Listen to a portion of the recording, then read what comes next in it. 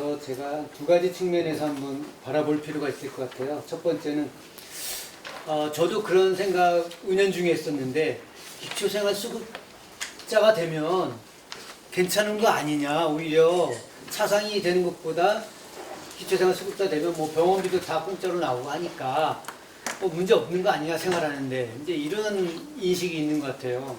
근데 제가 이제 우연치 않게 작년에 그 암에 걸리신 우리 기초생활 수급자 어르신을 이제 돌보는 이제 일이 있었어요.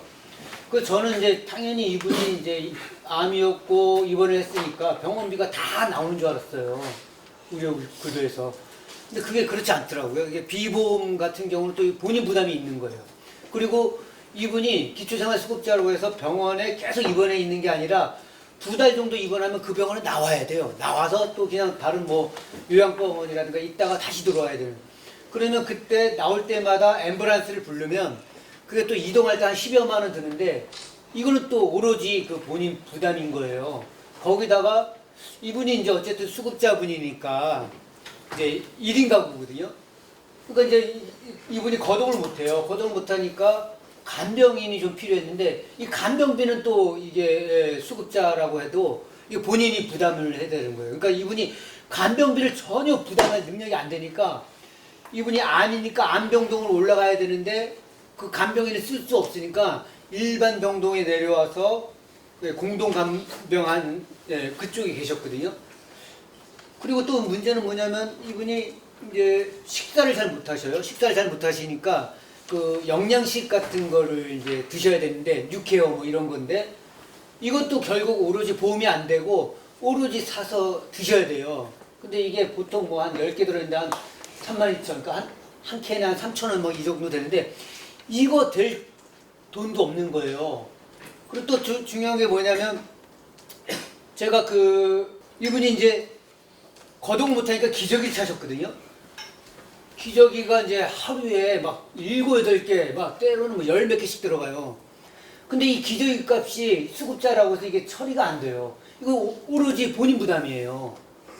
근데 이분이 나중에는 이 기저귀 값이 없어서 저희 주변 사람, 그러니까 간병은 사실은 저희 아는 사람들이 또 아는 요양보호사 뭐 이렇게 통해서 간병은 어렵게 어떻게든 했어요. 처리를 했어요. 근데 이 기저귀 값은 어떻게 할 수가 없어요. 그래서 제가 하는 일이 뭐였냐면 기저귀 값 구하러 다니는 거였거든요.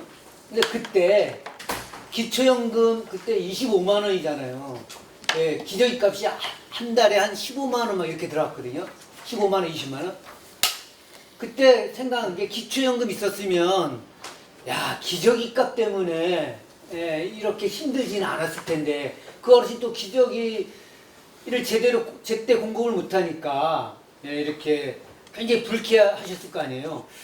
그래서 저는 그 우리 복지부 과장님 나오셨지만 복지부 과장님 그 사실 기초연금 그 25만 원 기저귀 값이에요.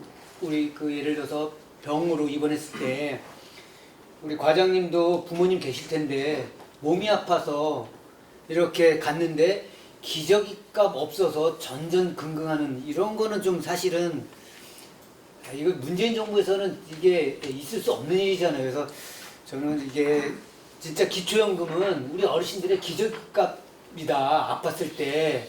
그래서 그런 것들을 좀 그 윤리적으로도 도덕적으로도 법적으로도 그런 기저귀 값 정도는 보장해줘야 되지 않냐 이런 생각이 하나 있고요. 그래서 기초생활수급자가 그렇게 여유가 있지 않아요. 두 번째는 이 소득 격차 같은 건데요. 이제 대부분 다 아시겠지만 이제 우리 전체 가구의 이제 상대 빈곤율이 한 13% 되거든요. 근데 OECD는 한 11% 돼요. 근데 이게 노인 가구로 오면 OECD는 전체 가구 상대 빈곤율이 11%인데 노인 가구로 이렇게 한정해도 한 12.5% 정도밖에 안 나요. 별 차이가 안 나요. 근데 우리나라는 전체 가구 상대 빈곤율은 13%밖에 안 되는데 노인 빈곤율로 오면 45%예요. 네, 이 격차가 너무 큰 거예요. 근데 이 격차가 커지는 이유는 결국은 그 공적 이전 소득 같은 거, 이 범위에 그 사각지대가 많고, 그 다음에 보통 보면 이제 근로소득이 없어서 그런 거거든요. 그래서 저는 이게 흔히 이런 얘기 있잖아요. 이제 이 노인들이 빈곤한데 우리 어르신들 사이에서는 또 이렇게 부자 노인이 있고 좀 가난한 노인이 있어요. 그걸 뭐 흔히 뭐 우피족, 푸피족 뭐 이런 식으로도 얘기가 되는데 제가 보니까 그 노년층 중에서도 상위 20% 그러니까 잘 사는 노인분들은요 소득이 한 580만 원 정도 돼요. 근데 못 사는 어르신들은 한 63만 원밖에 안 돼요. 이 격차가 예, 한 9배, 10배 이렇게 되는 거거든요. 예. 그러면 지금 그 문재인 정부가 소득 주도 성장 없는 사람들한테 소득을 쥐어줘서 격차를 좀 줄이겠다고 하는 국정 목표가 있는데 그 목표로 봤을 때도 이 노인과 노인 세대에서 이 불평등, 격차 심화 이런 것들을 좀 줄여줘야 되지 않겠느냐. 그래서 이거 줄일 수 있는 방법은 결국은 이 공적 연금의 사각지대 없애고 좀 넓히는 거라고 보여져요. 흔히 예를 들어서 이제 기초생활수급자분들은 기초연금을 못 받으니까 이분들은 기초연금 그 25만 원, 30만 원 이것만 못 받는 게 아니라 노인 일자리에 또 참여를 못 해요. 노인 일자리에 참여하면 이분들의 소득이 27만 원 되거든요. 그러면 노인 일자리 참여해서 소득 27만 원, 그 다음에 기초연금 30만 원, 한 57만 원 정도 이 가처분 소득을 이 수급자 어르신들은 상실하는 거예요. 그러니까 이 노인 격차가 더 벌어지는 거예요. 그러니까 우리 사회에서 지금 보면 전체적으로 상위 소득 20%, 하위 소득 20%의 격차가 굉장히 사상 최대다 이런 얘기 많이 나오고 있잖아요.